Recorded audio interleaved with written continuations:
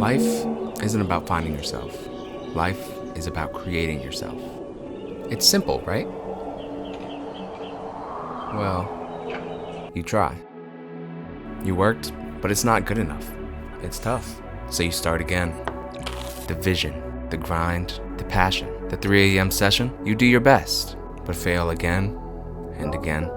The question is, what do you do when everything feels impossible? Hard work doesn't always pay off. You might try to start again. A childish dream, a business doomed to fail, wasted effort. It's time to give up. Or is it? To understand the solution I offer at the end of this video, we need to rewind. Everyone's been asked, what do you want to be when you grow up? The truth? I wanted to be successful. So my identity became winning, and I did.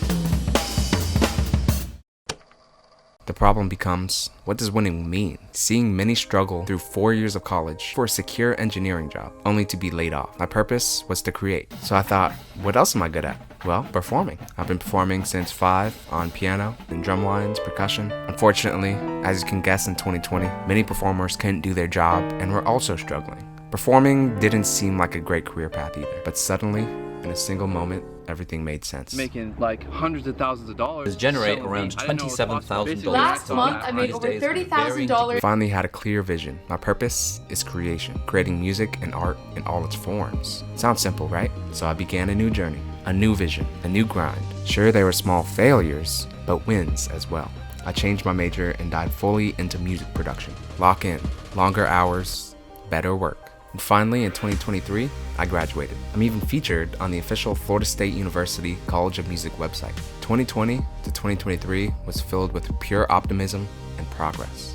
Good YouTube progress, a studio job, an IT job, a successful clothing brand launch, good people, and a lot more muscle. I'd made it. Sure, I had more to go, but things were good. But a hard lesson to learn is that nothing lasts forever. And tornadoes tore through the Florida Panhandle. 4-mile-per-hour winds. Helene has left a long path of death and destruction in the U.S. after making landfall on Thursday. With Hurricane Milton exploding into what the U.S. Surgeon General says loneliness is an epidemic. I'm going to go ahead and say that I think if you voted for Donald Trump, you're ugly.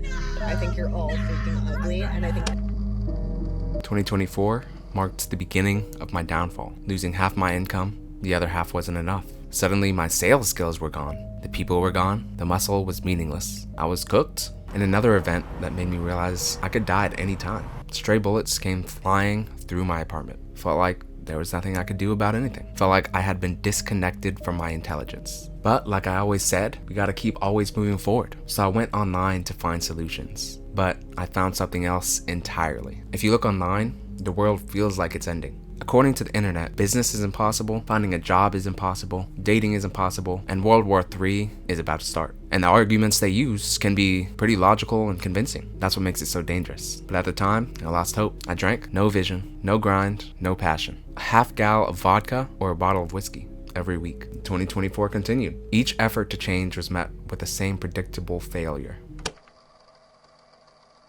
Other than death, all failure is psychological. This does not mean that you won't lose some battles, because you will. We all will. It does mean that as long as you don't surrender, as long as you don't give up, as long as you don't quit, then you haven't failed. This is the part where most people inspire you and say it all worked out, that they're doing great and you can be too. Well, instead, I'll offer a more concrete solution. Instead of just generic motivation or just speaking about the problem like most of these videos, let's actually dive deep into how to solve this. In Act 2, I listed many negative events, but they were only negative because I framed them that way. An event is never good or bad. Events are objective. However, how we respond frames them as good or bad, which we can control ourselves. Losing a job isn't a failure. It's an opportunity. It allowed me to refocus on my business and make an attempt at making even more income than I ever have. There's seemingly infinite routes I can take now. So when you think about failure, a lot of times we think about little losses. But when you look back on a lot of the losses in your life, a lot of times they actually put you in a different direction. And that's not to say that all failure is good. But as long as you can reframe, refocus, and recalibrate, you can at least make some progress. In the words of Steve Jobs, you can't connect the dots looking forward. You can only connect them looking backwards. So you have to trust that the dots will somehow connect in your future. You have to trust in something. Your gut, destiny, life, karma, whatever. Because believing that the dots will connect down the road will give you the confidence to follow your heart, even when it leads you off the well-worn path. And that will make all the difference. There's a lot we can't control. People, weather, violence, society.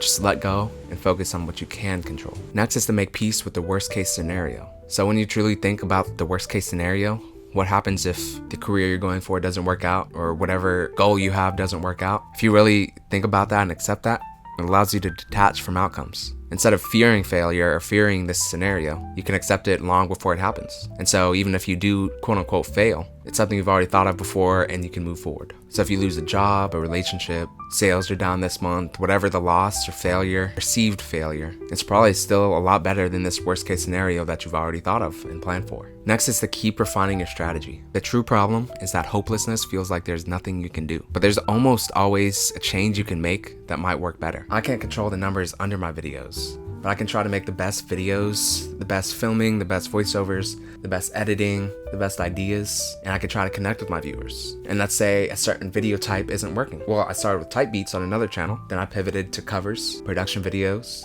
I tried piano videos, and now what's resonating with you guys the most is inspirational. You can pivot as many times as you need to. And even when it comes to something like relationships, even if it feels impossible, there's almost always something you can do. You can improve your physique, appearance, socialize more. There's pretty much always something you can do, even if people are telling you it's impossible. And the things out of your control, maybe height, that's something that's out of your control. We said before, let go of the things that are out of your control and work on the things that you can. So the best thing I can do is just make the best videos possible and provide as much value to people as possible. And if you find value in this, you might hit like or you might subscribe. And that tells me, hey, they're liking this video, let's make more of it. Or if nobody likes and subscribes, then I pivot my video style. If everybody stops watching within the first 5 seconds, well, it means I need a better hook. I need a better title, a better thumbnail. So there's always something to improve. Next is that problems give us purpose. So what happens when you achieve a goal? Well, you really just move on to the next one. And pain can be good. Pain makes us want to change. If you reframe pain as motivation, instead of these failures bringing you down, they'll actually push you forward. Without pain, we'd all just play video games and watch Netflix all day, because there would be no reason to do anything else. Roman Emperor Marcus Aurelius once said, "Choose not to be harmed and you won't feel harmed. Don't feel harmed and you haven't been." So to bring it all together, let's answer the question of this video in simpler terms. So if you can do your best and not achieve your goals, what's the point in trying? For those who have lost hope, what's the answer? Life and art are not about success. The answer is to take it one step at a time. You don't need to make 6 figures, maintain a 6-pack, and have a relationship to live. And even if you do get those things, you can lose it all within seconds. So it's not about making it. It's about being persistent and trying regardless. At the end of your life, you won't be proud that you won or that you achieved certain goals. You'll be proud that you tried and you won't have any regrets. So ultimately, your actions decide your story. Would you rather say, oh, I did everything I could, I was pivoting, I was trying different business models, I was making videos every single day, working as hard as I could, and it just didn't work out? Or would you rather say, oh, I wonder what would have happened? I mean, I failed more times at 23 than most people do in their entire lives. I've tried probably 10 to 20 different business models, and I finally landed on one that is working for me and brings value. And I've been rejected more times than I can count. Whether I have 60 more years or I die tomorrow, I'll have no regrets. So it's time to redefine success. You decide on your purpose. For me, and as creatives, our purpose is to create. Views, listens, money, support, even happiness, a lot of times aren't relevant to that purpose. We'll still be creating through hardship, through storms, through doubt. You don't need hope, because hope implies you need to win to be happy. You don't need to win, you need to live. You can just start again. The vision, the craft, the passion. Slowly but surely, I've become a full-time creator, and you will too. But whatever happens next, we'll still be creating.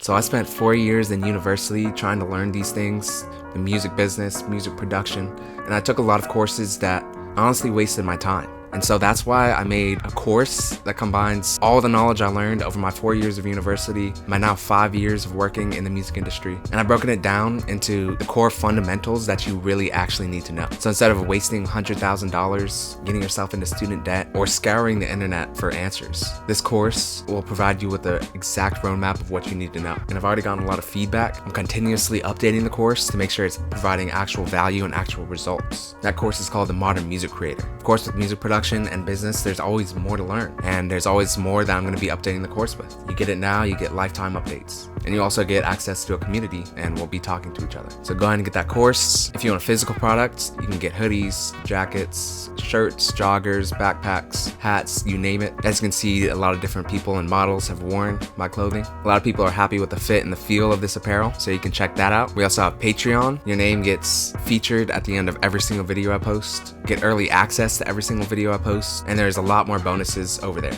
And lastly, make sure to interact with this video in some way, because that tells me if I should make more videos like this or not. So just let me know in the comments. Thank you to everyone that supported me over the last 4 years, and there's more to come. So with that, keep creating. Make sure you watch this video next, and I'll see you there.